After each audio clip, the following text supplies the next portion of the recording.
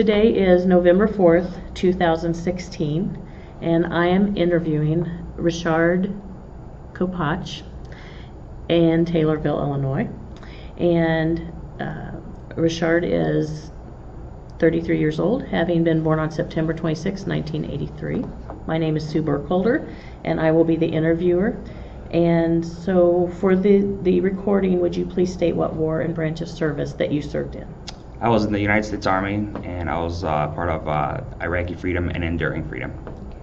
Good. I just want to start with a little biographical data, actually, like where you were born, a little bit about your family. I was born in Chicago, Illinois. My family, both my parents are actually Polish immigrants. They're first generation. They both ended up immigrating here back in the early 80s. Both hardworking people.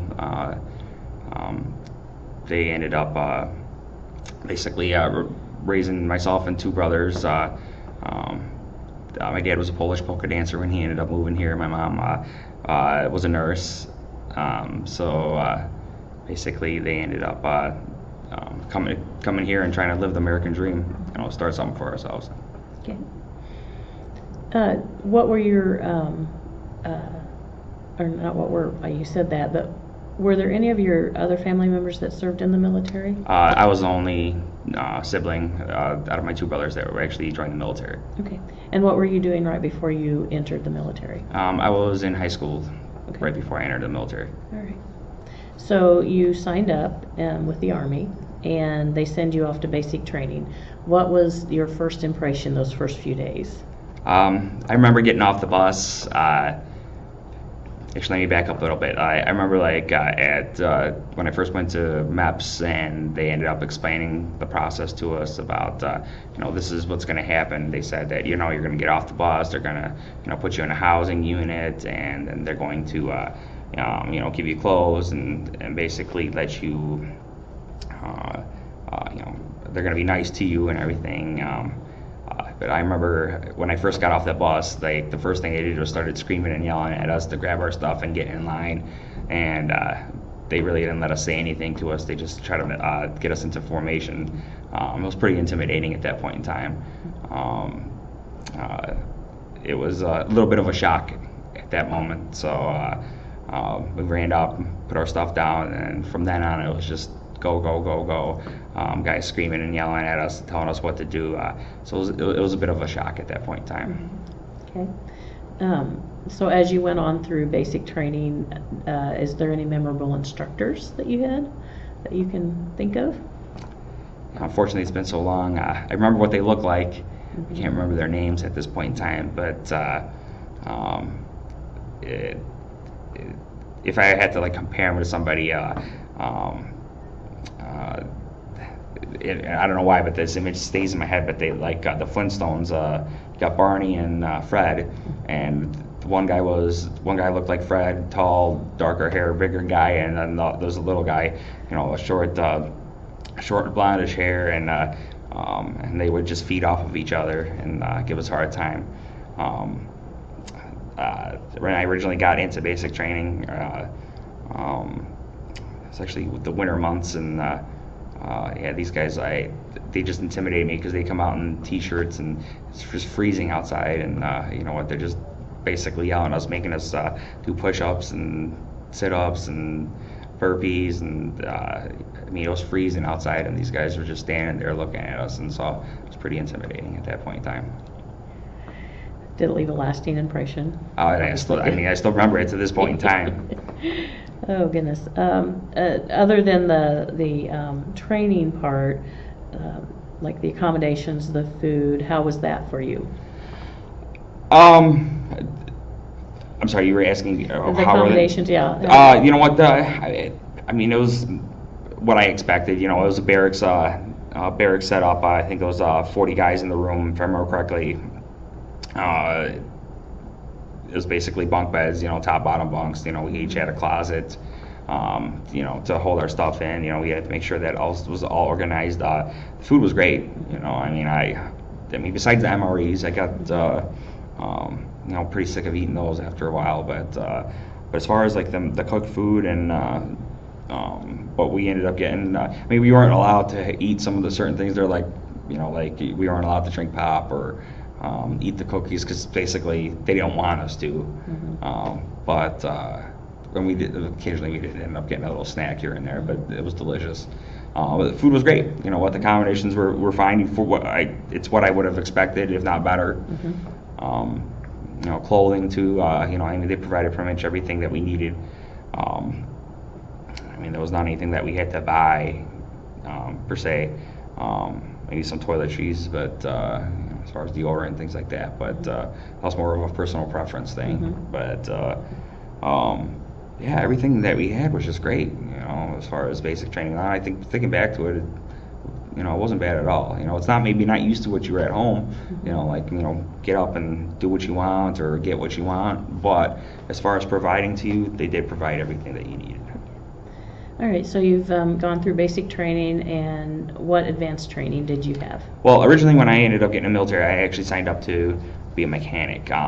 One thing that at MEPS that I didn't realize is, you have these recruiters which I learned later on, that they want you to fit into specific jobs because they have, I can't say a quota, but they have a certain, let me think of the best phrase for this. They got a certain job that they need to fill. Like the military, is requiring hey, I need so many thousand mechanics or hundreds of mechanics or medics or so on and so forth, infantrymen, they're to basically replace the people that are getting out. So basically, I ended up getting in there.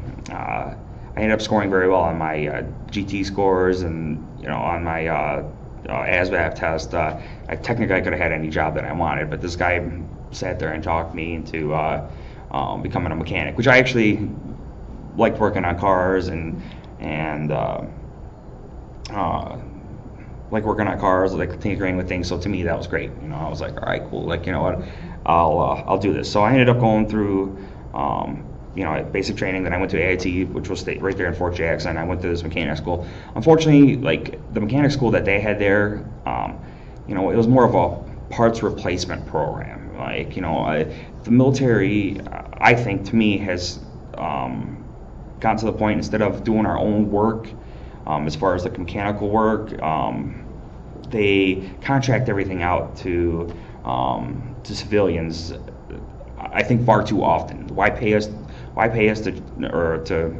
train us to do something and then actually taking that work and giving it to civilians? I mean, I think it's pointless. I mean, I understand that they want bodies in the military to do obviously everyone's an infantryman until you with some kind of specialty training technically, but why train us to do something and then actually give the work out to other people? I never understood that, because I mean, it got to the point where we were out there changing tires and axles. I mean, these were all simple, like take a couple bolts out, replace parts. I had more training from personal experience than I ended up obtaining in the military, and they pay this enormous amount of money to train us, but you're not really training us. You're giving us a general knowledge of how to do things. So that was my original training, which was as a mechanic. And then actually we'll get into that later on. I'll explain I ended up going through a second training, but we'll wait until you get to that question. All right. So you were spending time at Fort Hood, or correct, during freedom? Yes, ma'am. Yes. Okay. And that during that time is that the mechanic, when you were doing the mechanic? For the first part of it, yes. For the first part of it, okay. And then what happened after that? Basically, to what happened at that point in time is we ended up, after 9/11, we ended up getting orders that activate us. We were supposed to go from Arlington Heights, Illinois, I was part of the 814 military police company at that point in time. We went from there. We ended up going to, we got orders to go to Fort Hood, and we were supposed to go to Guantanamo Bay because this was a military police company. Well, we ended up getting down to Fort Hood, and the unit that we were piggybacking off of, they decided to take our spot and go to Guantanamo Bay, which again, that's out of our control. That was a higher up thing, but they didn't have a slot for another mechanic, and I just happened to be an excess mechanic. So they asked me, well, they didn't really ask, they basically told me, they're like, hey, you're going to go to MP school. We're going to send you to MP school. You're going to get retrained because we need more MPs. Whether that thing was a good thing or a bad thing, I quite haven't decided yet. But it kind of happened. I was young at the time, 18 years old. I didn't have a clue. So I decided to, like, okay, let's go. So from why we were in Fort Hood, we ended up taking over the garrison patrol of Fort Hood. Those ourselves and a couple other reserve units basically took over all of the active duty operations, basically being police on base, and we ended up taking over. So while our unit was doing that, they sent me to Fort Leonard Wood, myself and 7 other guys, I think 7 or 8, we ended up going through MP school. So I spent the next, I think was it 8 or 12 weeks there, don't remember exactly, but we ended up going up there and basically getting retrained as active duty soldiers to become MP. So we basically went through a modified police academy. It was an interesting experience. I had fun doing that. Ended up doing that, and then during that whole time we ended up finding out that we actually were going to stay the whole time and work down in Fort Hood, Texas for the year that we were down there, instead of actually going to Guantanamo Bay, Cuba. So I became an MP that way. Again, interesting experience. It was fun. Basically we were police on base. So we ran the gates, day-to-day operations, criminal investigations, basically anything that dealt with police work, kind of military based. We ended up doing that. So it was a lot of fun, interesting. Okay. All right. So that was how. From that, where did you transition to after that? After that, basically, if we want to call it a deployment, that ended there. Basically, the other unit that we replaced, they ended up coming home back to Fort Hood. So then, basically, we ended up getting pulled out of there. We ended up going back home. We went back to our reserve unit in Arlington Heights at that point in time, which basically we were home 6 months at that point in time. And then one of our sister companies, which was 822nd Military Police Company, which is we were stationed basically out of Arlington Heights. They got deployed to Iraq at that point in time. And we were home about 4 months at this point in time, so we knew that there's a possibility that we were going to get deployed right after that. Well, 2 months later, we all got activated again, and we ended up going to at that point in time, we ended up going through our processing and everything, and I think it was like February before the actual war started. We ended up I believe it was February, but we ended up getting deployed to basically to Kuwait to get ready to go into Iraq. So we ended up I think it was about 2 months before the war started. So we ended up going to Iraq. The war ended up starting. Then we ended up going out there, and we started building the prison out in Camp Bucca, Iraq. So basically we got that, and that was kind of a big shock for me too. First we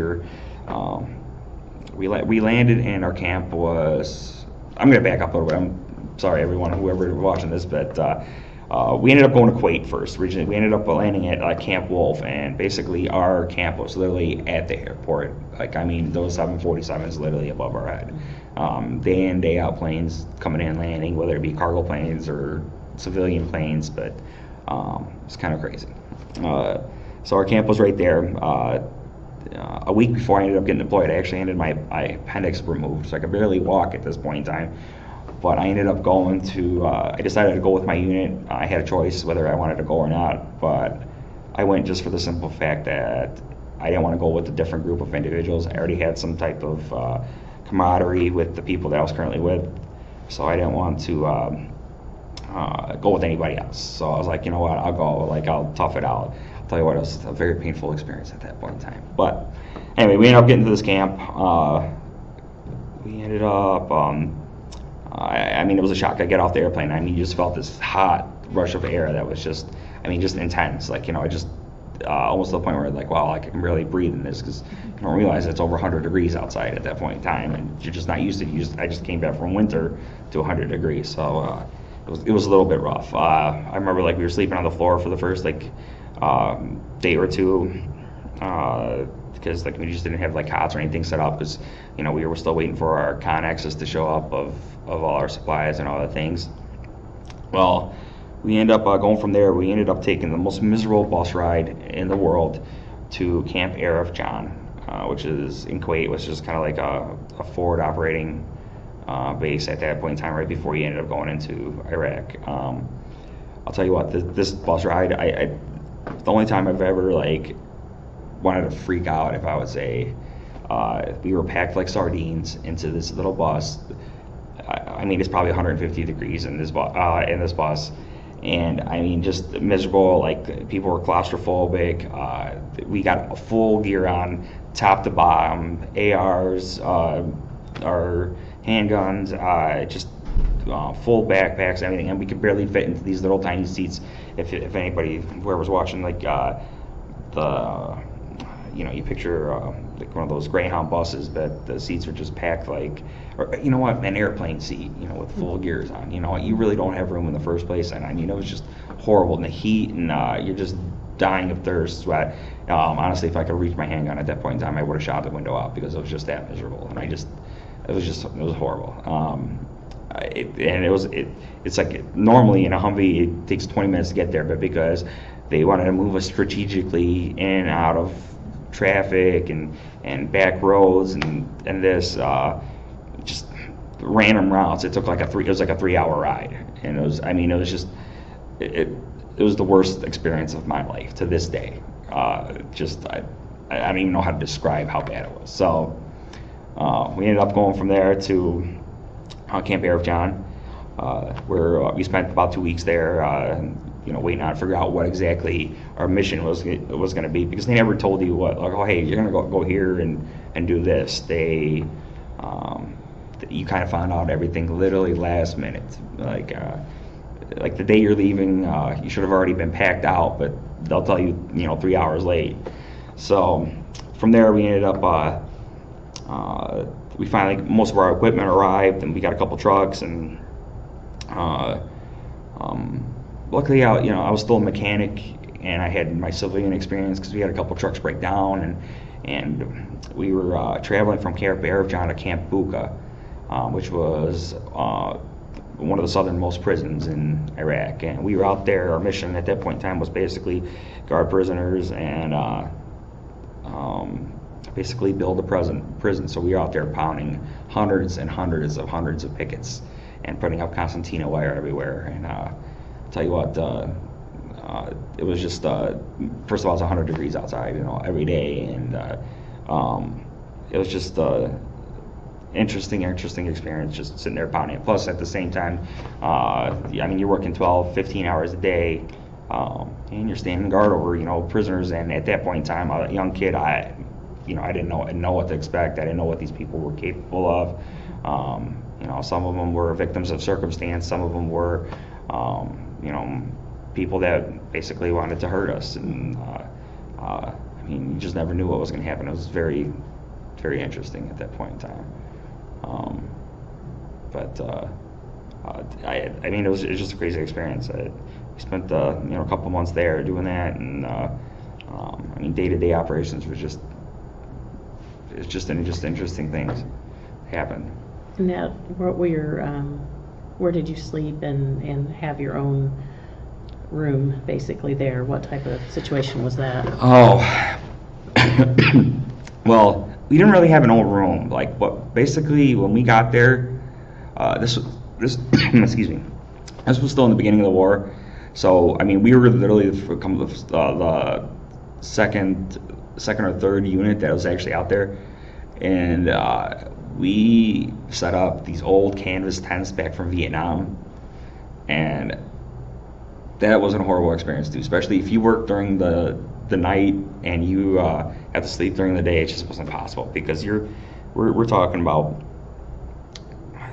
You know the feeling when you're in a car with the windows rolled up and it's just hot during the summer and like the air conditioning is not on. It's just that's just basically what it felt like. It was a little oven. We ended up having a sand floor, like we ended up setting up cots.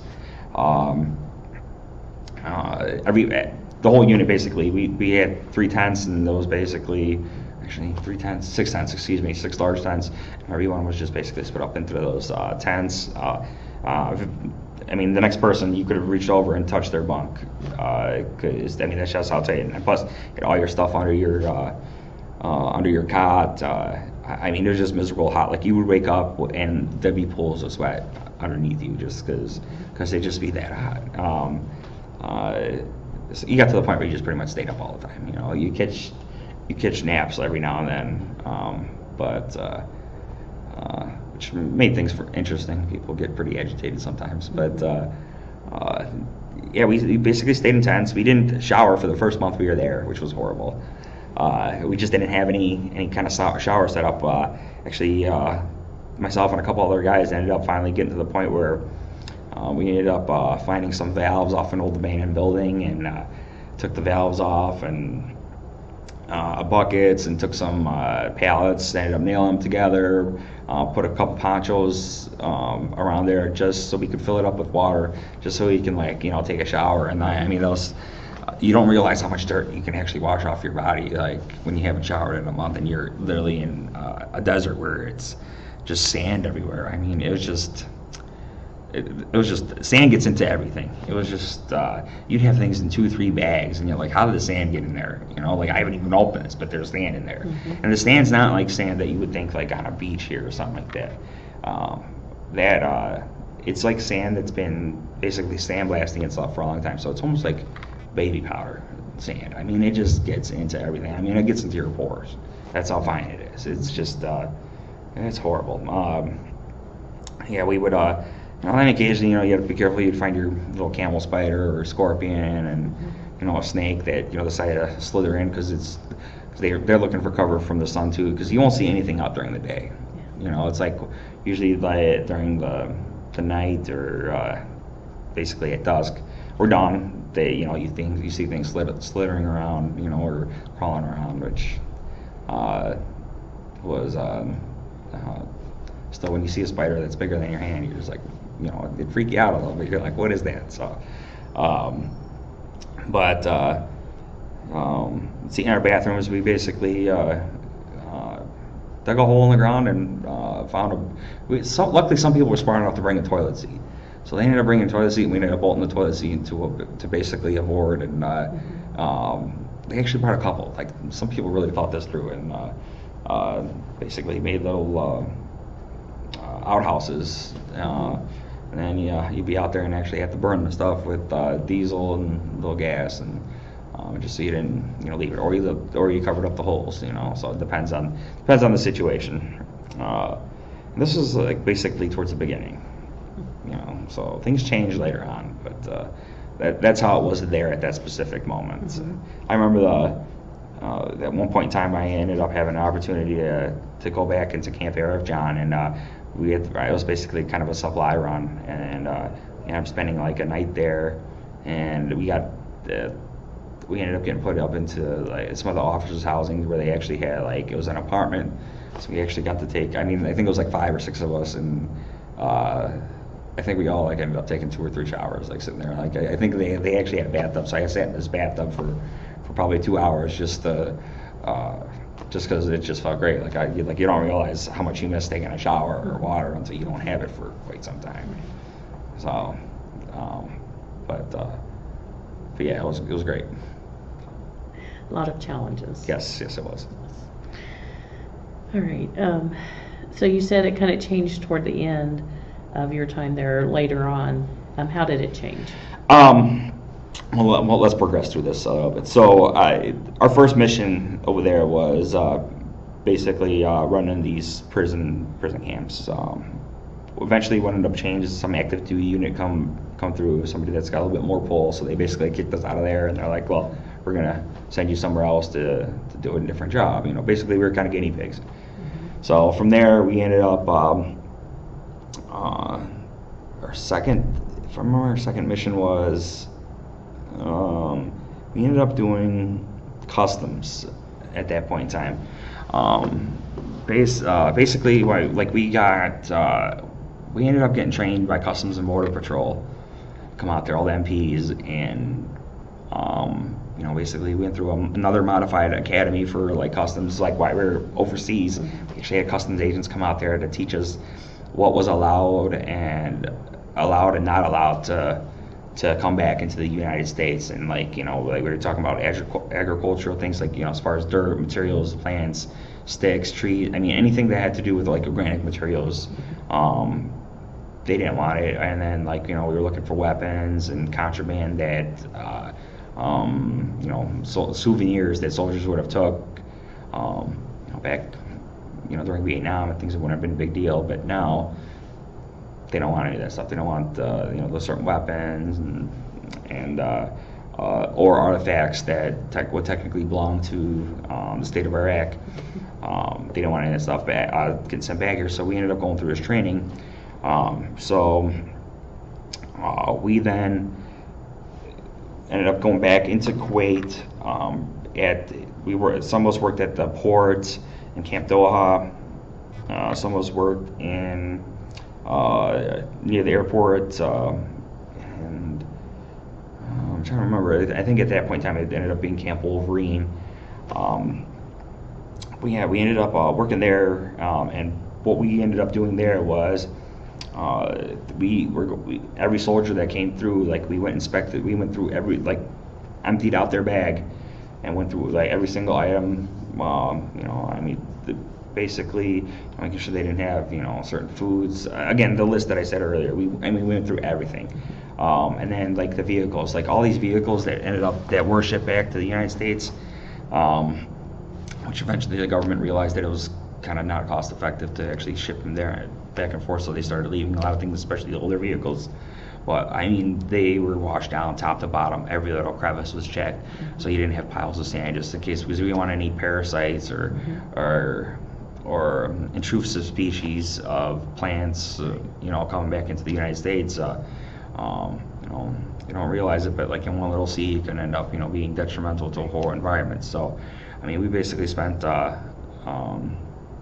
months doing that for, literally vehicle after vehicle after vehicle after port, inspecting ships, vehicles, people, stuff. And on top of that, I spoke Polish, so I ended up getting to work with the Polish and Romanian army to, luckily, certain people from the Romanian army that ended up speaking Polish, so it worked out well, which kind of helped us out and realized, because there were certain things that us as American troops needed that they had access to, and they didn't have certain things, and we had plenty of access to, a surplus of, so we kind of traded and bartered with them, which worked out well for us. But plus the knowledge you obtain from working with different cultures, the military, just it was kind of awesome, So I worked with some of the Polish MPs too at that point in time. Same thing with Romanians, and helped them out with their missions. They helped us out with ours.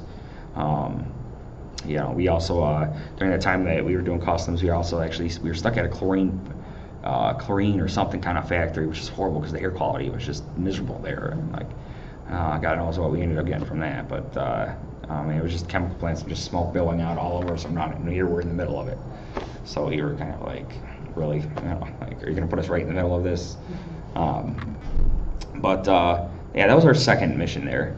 And then finally, second and our third, because we did, as I said, we ended up working on the, guarding these chemical factories, and then we ended up doing a bunch of escorts with, running supply routes and, on the lower part of Iraq, and prisoners of war and things like that.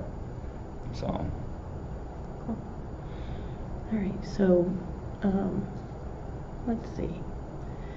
Did you have, were you involved in any, or actually I was going to ask is, did you have any injuries while you were there, or anything happen? I ended up getting hurt. When we had a riot in our prison, and I ended up getting basically I ended up getting hurt at that point in time. I ended up doing something to my shoulder, wrestling around with one of the prisoners at that point in time. I ended up getting hurt again, like there was a mortar fire that was right outside of camp, and trying to basically somebody ended up hitting my Humvee. I don't necessarily consider that.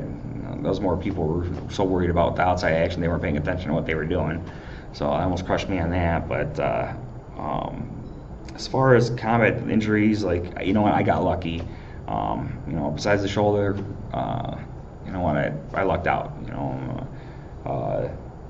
I'm grateful for not getting injured. So, you've seen plenty of people, flying in, missing limbs and everything, and you pray for them, but at the same time you're thankful, for not getting hurt at that point in time.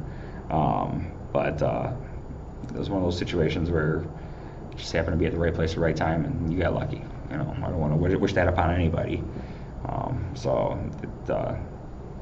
I'm thankful every day for that. Okay. So was that pretty much your service then? Was about being in the prisons, guarding the prisons, and did that pretty much end your service there, or did you change to a different focus? No, I ended up staying. I stayed in the military at that point in time for years after that. Actually, was supposed to get deployed again back in 2009, 2008, 2009. Unfortunately, I became a police officer at that point in time. I ended up working for a smaller agency, and it just so happened worked out where they needed me a little bit more than the military needed me at that point in time, because we were going on a support mission, and so it basically worked out that my orders ended up getting rescinded before that, so I didn't end up getting deployed on that. But I continued in a reserve capacity for many years after that. There was other opportunities to get deployed. Some of it was, if I wanted to or not. Basically in 2000, what I did in 2005, or 2004, 2005, I can't remember exactly what year it was. I said 2006. I ended up going to the Boy Scout Jamboree. I think 2004. I think was President Bush still in at that point in time? Either way, I'm sorry. Kind of outcash, but I ended up going over there, and I was MP down there, where we basically we were doing security for the president at that point in time. And I just can't remember which president it was at this point in time. Unfortunately, I was having too much fun over there. That was kind of my last concern. But we ended up going. It was at AP Hill, Virginia, and every 4 or 8 years, the Boy Scouts have a jamboree that go on. So they have Boy Scouts coming from all over the country, and to basically meet up, and they have this big camp out for a week, and it was a lot of fun. They get canoeing, shooting ranges. They end up having rock climbing. Name things that Boy Scouts would do, they had it over there. Making things. I got to participate in it all. Plus, you got all these Boy Scouts, and they want they're all intrigued with you, so they ask you a million questions, and you get to be a role model to them. So I had a lot of fun with everybody. The counselors that they had there, just interesting because you get to interact with all these people. Plus, as I said, those important people. President showed up, and you got to work on details where you're actually protecting them from if there's any threat. It's just a lot of fun. I did that for it was like a 2-week period that I ended up going out there and doing that. So let's see. And and during the course of that time too, like we'd spend other like weeks or months doing like random training missions or schools or to further or advance my career at that point in time. I just eventually got to the point where my civilian career ended up taking precedence over the military. Plus, my contract was coming to an end. Right. So what was the most positive thing that you took away from your experience in the service? The memories, the travel, the experiences. I mean, that I've done more in my lifetime than most people do in 5 of their lifetimes. I wouldn't trade that experience. If I had to do it all over, I'd do it all over just the same way, because I mean, it was just amazing. As I said, it's just the people, the experiences.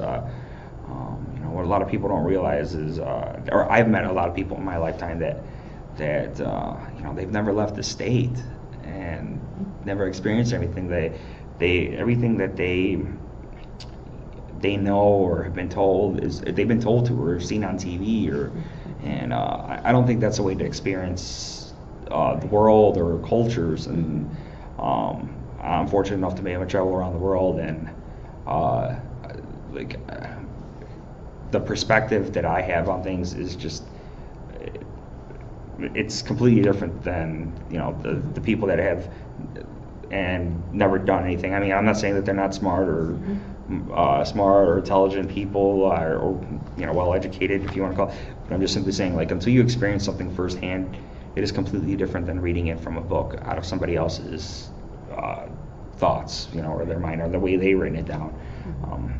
People can look at the same object and you can have totally 2 different views on it, and I would never want to change those memories. I mean, it just literally was an experience that you can't buy that experience. Did you make any lasting friendships while you were there? You know what? I have excellent friends that that we're going on 14 years now, and just 15 years, and they're best friends. That if they need something or I need something, that to this day, hey, hey, I need this or whatever, they'll be there. Yeah. So. Okay. If you had just in a few sentences, if you had a message you would like to leave to future generations who might see or hear your interview, what would it be? I would like to say that make sure you pursue what you want to do in life. Don't be scared of things. Don't be afraid to make mistakes. Don't be afraid to make bad decisions. Make sure you strive to do what you want to do and make yourself happy. And don't let people or your own or yourself stop you from doing the things that you want to do. You really do only live once, and you don't want to have those regrets when you get older. Well, I do want to thank you so much for your time, for agreeing to just tell your story today, and thanks for your service to our country. Thank you.